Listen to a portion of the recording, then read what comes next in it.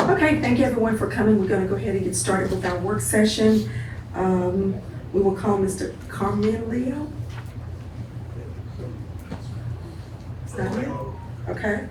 Mr. Jordan?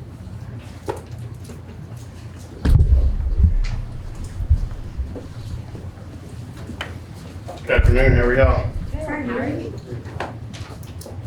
Get ready here, I thought we had somebody before me there. Well, we did.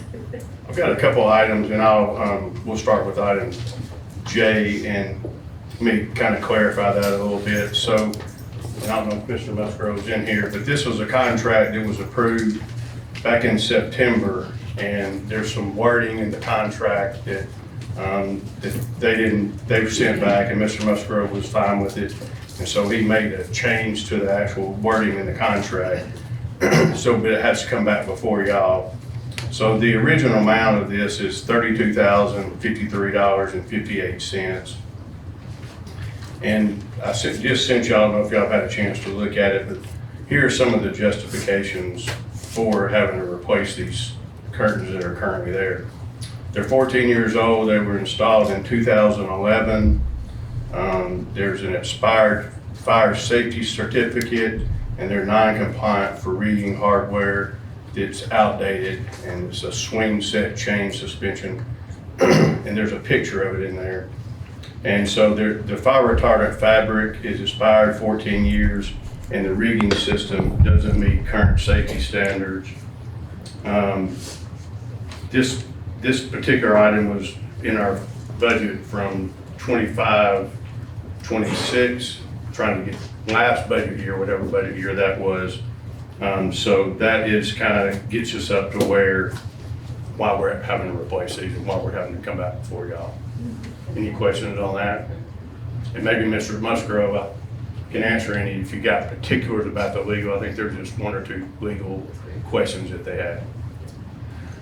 Sorry, I'm losing my voice. Been sick.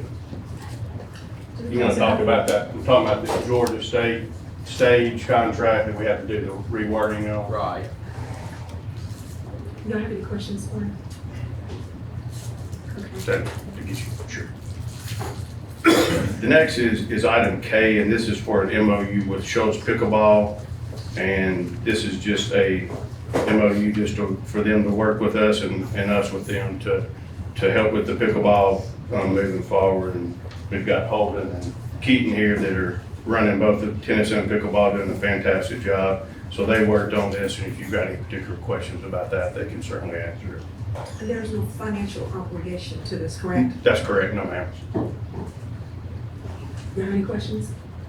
Well, I do want to compliment them. They've done a phenomenal job, and since we opened and been working really hard. So thank y'all for what you do. Appreciate it. Did you have a tournament or did you have a tournament? We did. I think I left y'all something from that tournament on your seat there when you came in. Oh, okay. So that's from it. We did, and it went really Share a well. little highlights about it. So was that your first? Yes, ma'am. Do you feel like sharing a little You want highlights to come about share it? some? Come on. If the council don't mind, sure. Thank you, sir. You got it. Do you have any specific questions about it? This one, give your spiel. I think it went really well. We had 170 people signed up. We had a little issue with weather. We fought really hard the week prior to get it situated, and Can you cool your mic? oh, sorry, first time. I understand. You're doing great. We worked really hard the week prior to get it set up to deal with the weather. We knew there was our uncertainty if it was going to be 20 degrees or 60 degrees. Well, it was both. On Saturday, it was 60 degrees. It was beautiful. We had some temporary windscreens up to help with visual aspects. And then on Sunday, it was 20 degrees and super windy. And it actually, we had some struggles we had to deal with the windscreens, but we made it all work out. All the participants were super happy, super satisfied. They loved the facility. I think it went really well. We're looking forward to having more tournaments this year. We got 2 booked already and planning to have a couple more. So, I think the pickleball facility is going to be a great success for 2026. Thank you. So did everybody show up that signed up? Oh yeah, so we had 170 sign up. on the final day, I think we had a number of 167. So only a couple people dropped out, and that was just cause of the weather. They didn't want to deal with that cold weather, so which that's understandable. And I understand people came from out of state, correct? Yes, so we had 2 people from Texas, a handful of people from Florida, Georgia, Mississippi, and Tennessee had, I'd say, a combined, I'd say out of Georgia, Tennessee, Mississippi, it was probably made up probably 20% of the field. Then a couple of them from Texas and Florida, like I mentioned, and then the rest from not even just the north part of Alabama. There was people from Mobile, people from Dothan that came up. So it was quite a bit of tourism that got brought to the city through this tournament as well. Okay, good. Thank you very Can much. can I just add to that? Because I went on that very warm day, thankfully, it was so lovely. And everybody I talked to just could not say enough about how beautiful the pickleball courts were and how well thought out they were. And they were all just really, really excited. So there was a lot of energy there. It was a lot of fun. There was. And I got to learn how to play. That's right. Yep, she got out there. So y'all all need to come out there and check them out. So learn how to play pickleball. Go have it. It's a great sport, great exercise for all ages. So we're glad to have it in the city so people can get out and be active and learn new things. Good deal. Thank you very much. Thank you. Thank you. Great job. Let's go. There were a lot of people from out of state and they all really bragged, and we're, thank you for coming out, but we're very thrilled with the facility, so thank y'all for the support. Next, we have a change order, and I'll just start by, I've got the contractor, Johnson Contractors, who are doing a great job with us to answer any questions. I'll go over the kind of the pricing on it. The original contract price was $3,529,346.52. And so after some deductions and adding, the total change order would be $116,240, and this would increase the price to $3,645,586. And so just a couple of things. We have a contingency balance of $100,000 that we have not used, obviously, because we just got the project started. And we have $69,838 left over from the pier.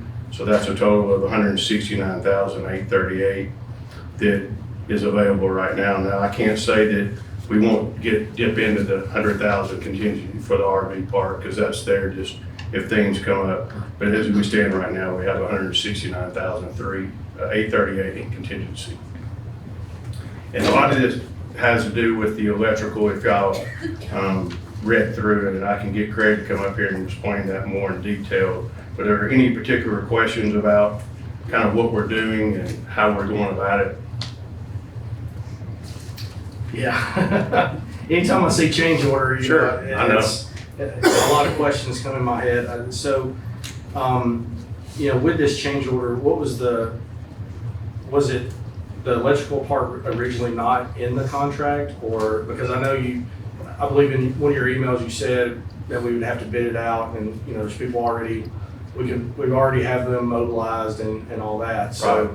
So that was, yeah, that, you know, since they're already there, so it was already in there, and we went more toward where we can individualize each particular site so we can regulate how much each site is using, turn it on, turn it off. Right. And so that's the big part of it. And to do that, we have to build these platforms that are kind of, that were not included in it. Okay. Do you know why they were not? I do not. It's just kind of part of working through it. I don't know if you know, this is kind of what we explained that we kind of wanted, but I don't think that got into the scope of work originally. I see what you're saying. But there's a, you know, we're getting everything above floodplain is what the platforms are there for.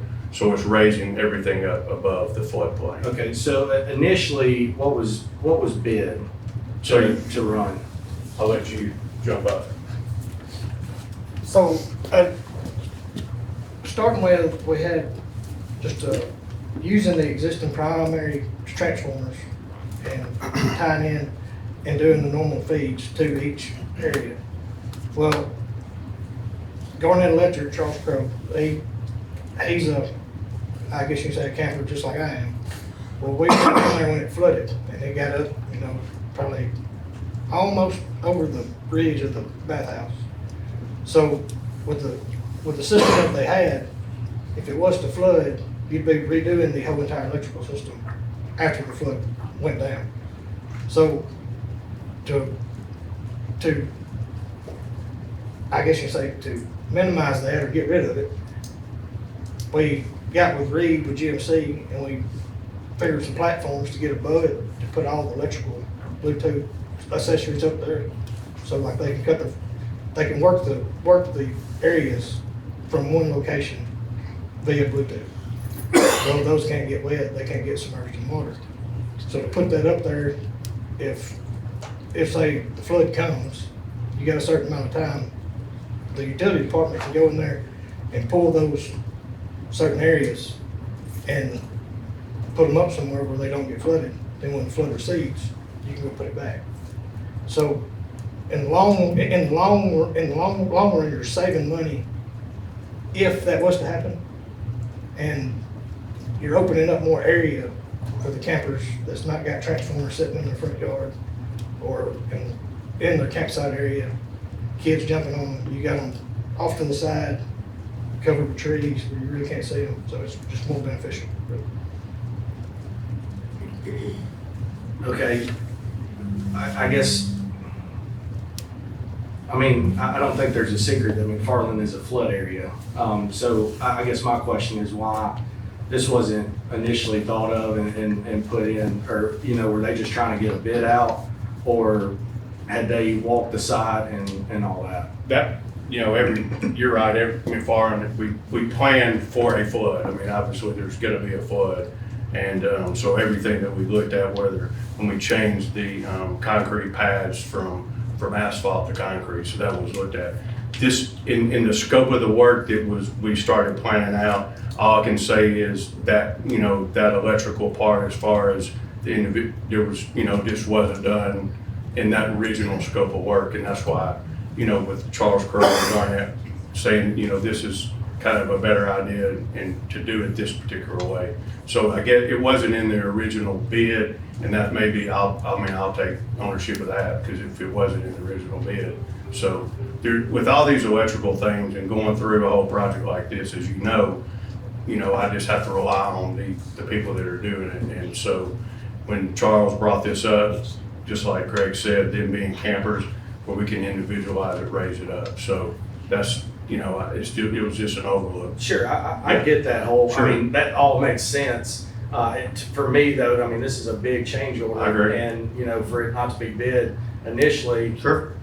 It's just a little concerning for me. Absolutely. I thank you for the questions, and, I don't take them lightly. I try to get all the information and work with these people that I can rely on, so I get it 100%. Any additional questions for him? Thank y'all, appreciate it.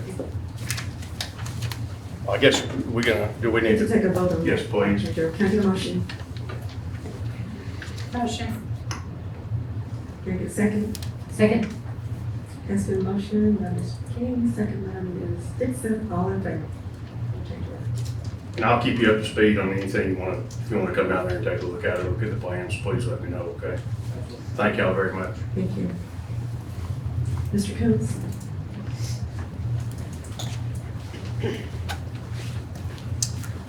Good afternoon. Three things on the agenda. The first one is a resolution to approve payment to Global Fire Sprinklers for the recycle department, $948. We had to replace a broken belt on a conveyor system, and so we had to get Global to come in there and cut the system loose. It's pressurized and rerouted around where we could get the machinery in there to change the belt out. So this work has been done, and we kind of deemed it an emergency, and that's why we did it. Any questions for me about that? All right, the second resolution is a services agreement with LaBella Associates. We have one underground storage tank at the landfill. This is an oversight program where they check behind us to make sure we stay in compliance with ADM. And so they do schedule the testing. We have to get third parties to come in and do testing for us, something like tank seals and all we can't do in-house. But they kind of guide us through the program with ADM to keep us in compliance for that particular one underground storage tank that we have left. Questions on that one? It's about the third year we've done this particular program with these guys. They do a good job for us. All right, and then finally, the host government application. So on the 29th, I turned in the application to the city council and mayor's office for the local approval from the transfer station. What that basically means is we're jumping through these hoops, as we've discussed in some of the committees and all, to get everything in order so that we can put information out on the transfer station and everything we're doing with it to get it permitted through the health department. And so we're going by the book on these, do these things so that you guys can hopefully approve this in April. There's the state code lays out certain rules and requirements that have to be done in a timely manner. And so that schedule's attached to your package there. And so basically I'm asking you to approve this resolution that says that you consider the application to be complete. Very simple application, not much to it. No engineering in it, really just filling in the blanks. That we're not going to charge ourselves a fee for this since we're doing it for ourselves, but you have to approve it. The public awareness session and dates, that you're okay with that. I talked to Jackie, he says he can be there for that one. And then the rest of the schedule that was attached is okay with you too. It's pretty straightforward stuff. I don't think anybody's gonna have a whole lot to say about it, but I'm jumping through the hoops like I'm supposed to. Any questions from me about this? Thank you. Did Mr. Carmelo come in? Carmelo? Okay, well, since we paused, if you don't mind, go ahead. The issue, it's 12A on the consent agenda. No, I'm sorry, this is the regular business agenda. This is a requirement from the state of Alabama that he get a local governing body approval in order to apply for this. So he's not even eligible to submit an application to the state of Alabama without the approval from the local governing body. So this is very similar to what Mr. Coombs did. This is just a step in the process for it. There's no outcomes, doesn't result in anything. This just allows him to make application to the state. That's what it is. Any questions? I do. Bob, we already have folks licensed to do this in the city, correct? This is nothing new, is what I'm asking. Selling hemp products. Mr. Musgrove, you know, do you? Yes, there were. Do you mind coming to the?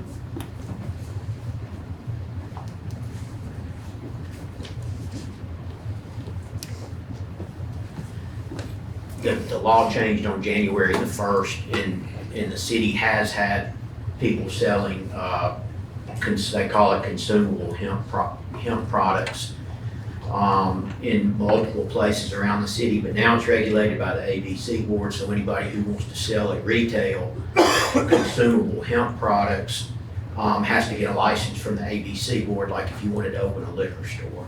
And so this is the only person who has contacted the city that I'm aware of asking for approval to apply for the license, but I'm sure there'll be others.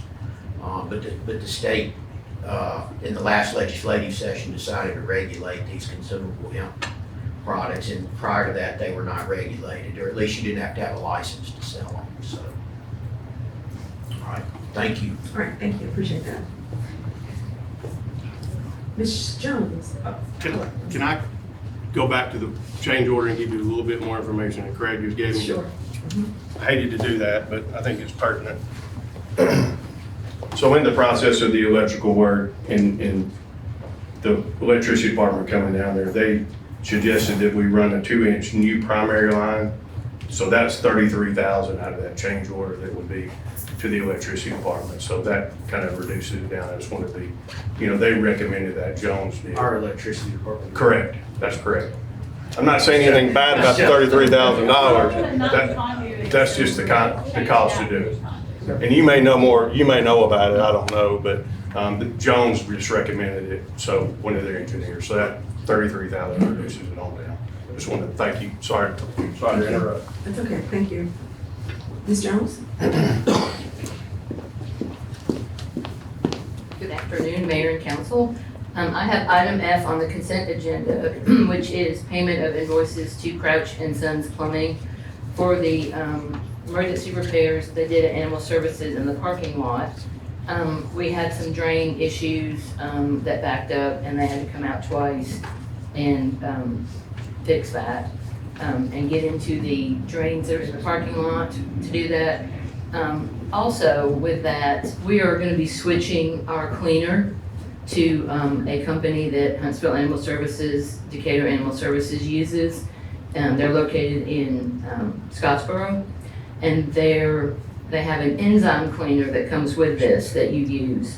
And it's cheaper than what we're currently using, and they're going to come out and do staff training about why you have to be careful of what goes down the French drains that we have instead of the hole in the floor, and we don't have flush drains at the shelter, which normally would help move things along. So hopefully we have steps in place to not have to do this again, but they did come out and fix this for us. So the drains are all moving clear, and we don't have any issues right now. Any questions? Thank you. Thank you very much. Ms. Morgan?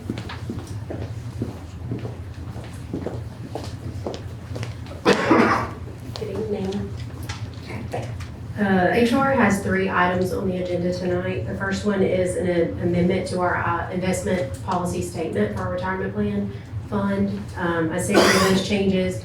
Many of them are housekeeping, changing our mayor and things like that we have to do during administration changes. Do you have any questions about that?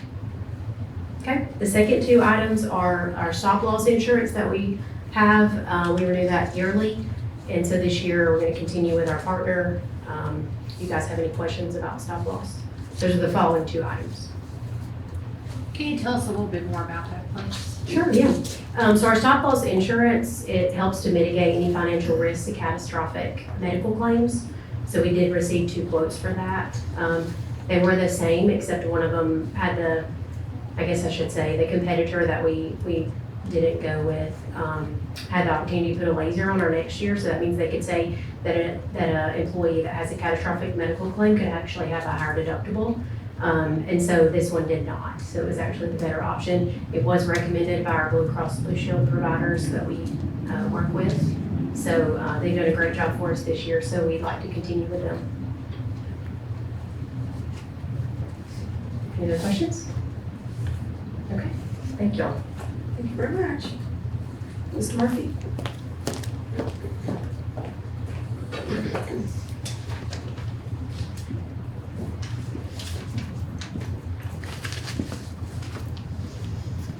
Hello, everyone. Item L, resolution to approve payment of an invoice for emergency repair to replace a thermostat and transformer on one of the HVAC units at the Rosenbaum House in the amount of $549.58. Electrical issue, they took care of it. That's it. Thank you. Thank you very much. Ms. Mary, Rebecca.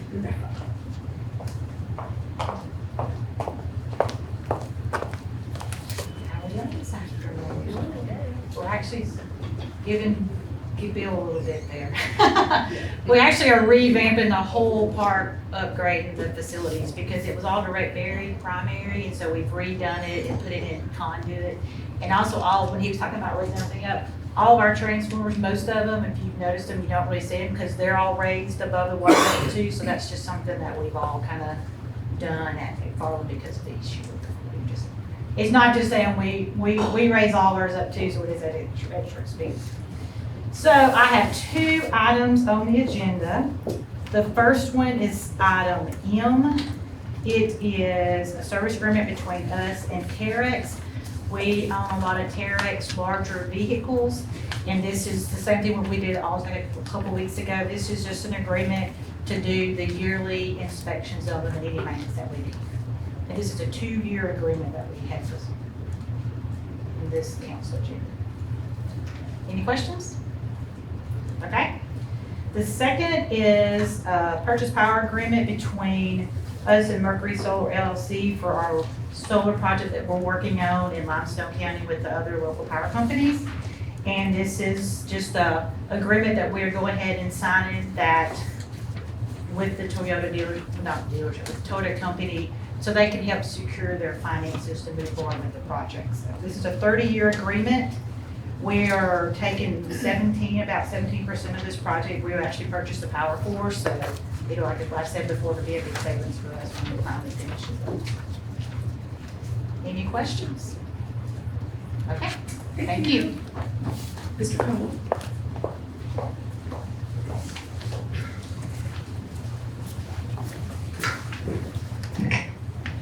Good afternoon. I have two items on the agenda.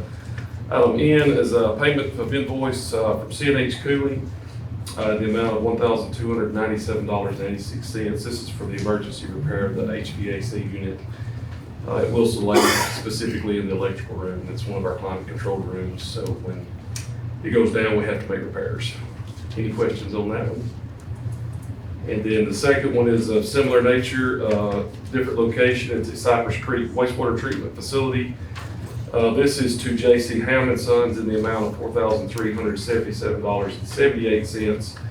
And it's this specifically at the solids building, but same thing, same issue. We have climate control rooms that we must maintain because of all electrical components, breakers, so on and so forth. So any questions on that? Thank y'all. Thank you very much. Chief?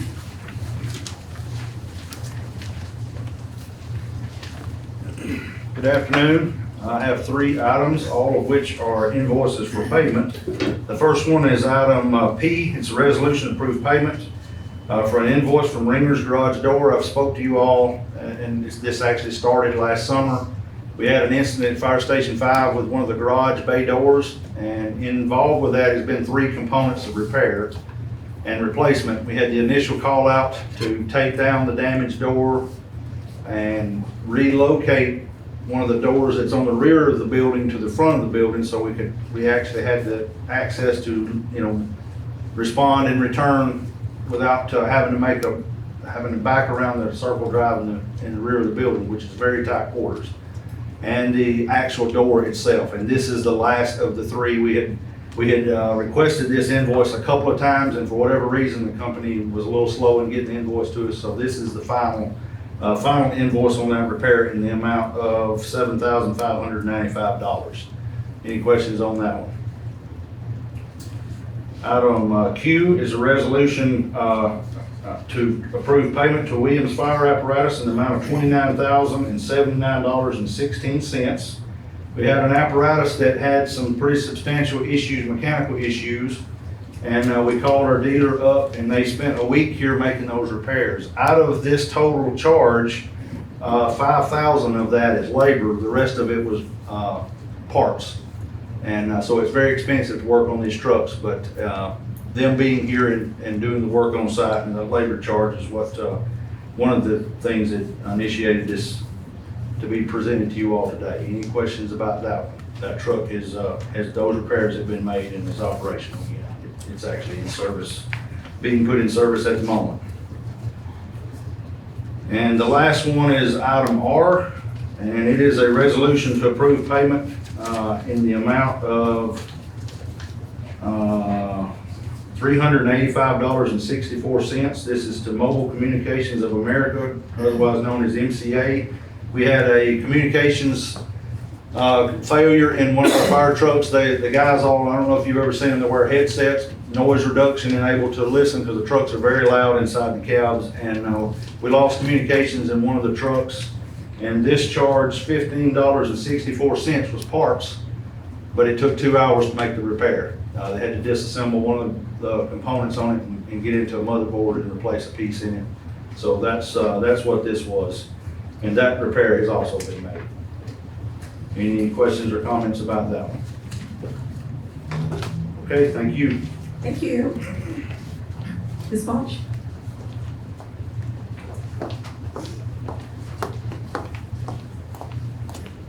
I have general business 13A on the agenda. It is the fiscal year 25-26 general fund budget. It is a 0 budget, break even, no surplus, no deficit.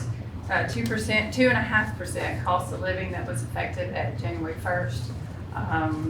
There were a few additions to the original budget, a couple of computers, for a couple of departments. Added Placer AI software in partnership with Tourism for use of Park and Rec for grant applications and planning as well.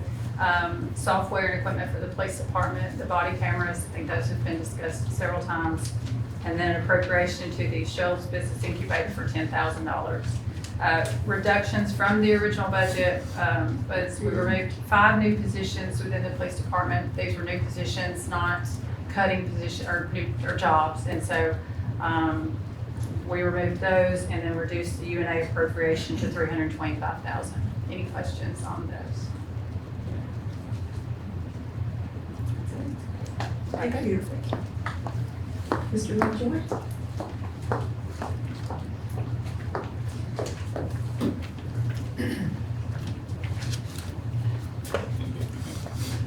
And I have items on general business 13, B, C, and D. And it's just to amend the utility budgets to match the 2.5% general wage increase.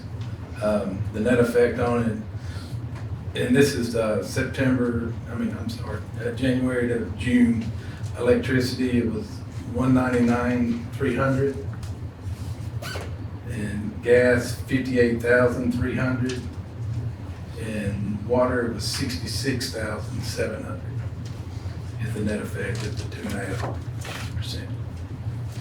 But this is our second amendment. We did the first amendment in October that included the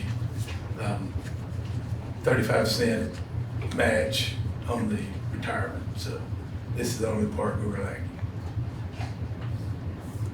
You have any questions for him? Mark, did all this come out of reserves with these? Yeah, or out of net income, so yes, reserves. Okay. Yes.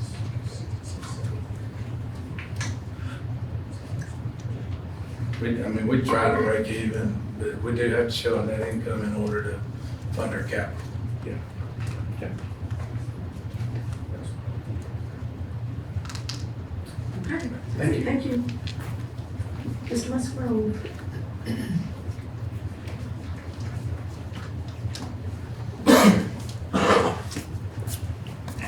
I have 4 items on the agenda. This consent agenda item items S, T, U, and V.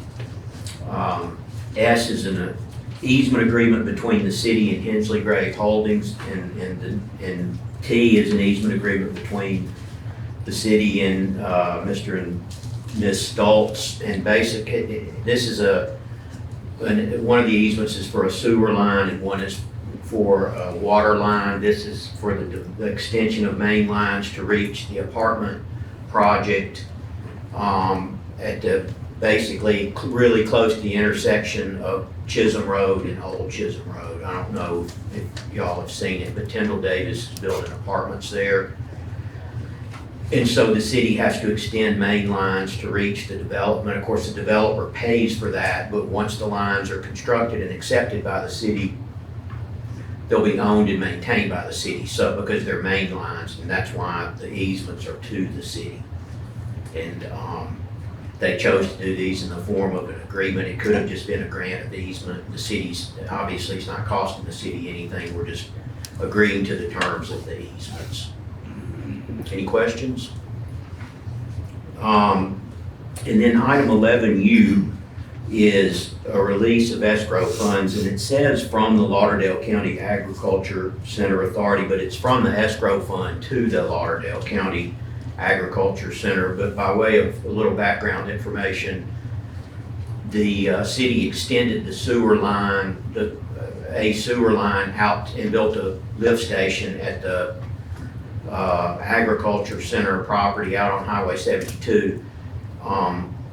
And the city jointly with the Agriculture Authority got an EDA grant for, I don't remember the figures now. It was approximately maybe 1.3 or 4 million, and the total project cost was around 4 million. So in the contract, the city required that the Ag Authority put the difference between the amount of the EDA grant and the total cost of the project in an escrow fund, just to make certain that if the city did the project, there would be money there to pay the city. And of course, they paid the city without getting into the escrow fund. So now the project is complete. And so we need a resolution to release the funds in the escrow, to go back to it's the Ag Authority's money less approximately 262,000, which is their final payment to the city for the administrative and the actual construction cost. Any questions? All right, thank you. The last item, 11V, is an agreement between the city and the Florence City Lodging Corporation, which is a nonprofit company that was created to essentially operate or perform the functions of the Tourism Improvement District. I don't know if y'all remember when that was done. It was in 2024. The city created a Tourism Improvement District at the request of the hotel owners in the city.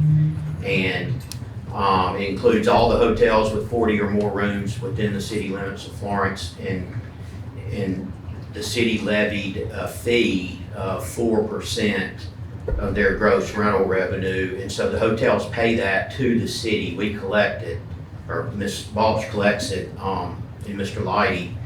And then the city pays that to the nonprofit corporation because it's their money. The city only keeps 1% of the total amount just to cover the administrative cost of the city collecting and transferring the money.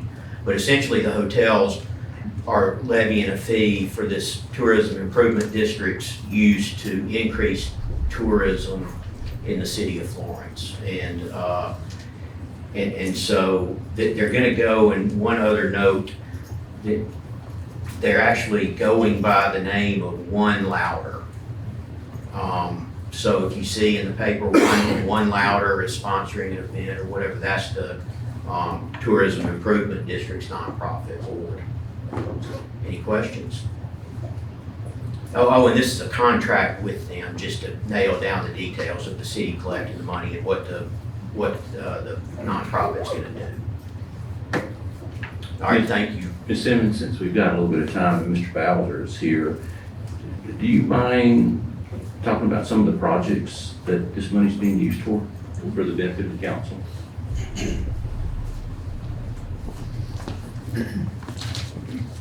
Put me on the spot there, Jackie. Again, very excited to work with you guys on this. We started collecting September of '24, this fee. But, some of the things that we've done this past year, we're the principal sponsor for Shoals Fest, to be able to bring that back to the Shoals. We're the title sponsor for the Country Music Hall of Fame, the Muscle Shoals exhibit, the Low Rhythm Rising that they'll be hosting for 3 years up at the Country Music Hall of Fame in downtown Nashville. About 1.4 million people go through that facility, so about 5 million people will be able to see that Muscle Shoals exhibit. Our 3 pillars with the TID are food, fashion, and music. So again, we really work in conjunction with Rob's budget, to try it again, anything to generate tourism. We're excited about the opportunity to get in front of the 6.4 million people that travel to Natchez Trace every year, the 1.5 million people that go to Graceland every year, to partner with Memphis CBB and Nashville, be able to get some of those folks that are already millions of people that are driving right by us, to be able to get them over, come check us out. So. Any questions for me? Yeah. Thank you. Thank you very much. Okay, we do have some board appointments, but we're going to take those at the next council meeting, and you all should have several applications within your folders. And so I encourage you to be sure and look at those, study those, investigate, call, whatever you need to do. And want to make sure that the citizens know that we do have some positions available, and encourage you to apply. And you have time to apply now. We'll have a meeting again in 2 weeks, and that's when we hope to make some appointments. So if you're interested, anybody who's sitting here or who's watching online, make sure that you get your application in, and Ms. Kathy will make sure they're distributed to the council acquired with you. Okay, nothing else coming for us, we'll take a break and we'll start back at 5 o'clock.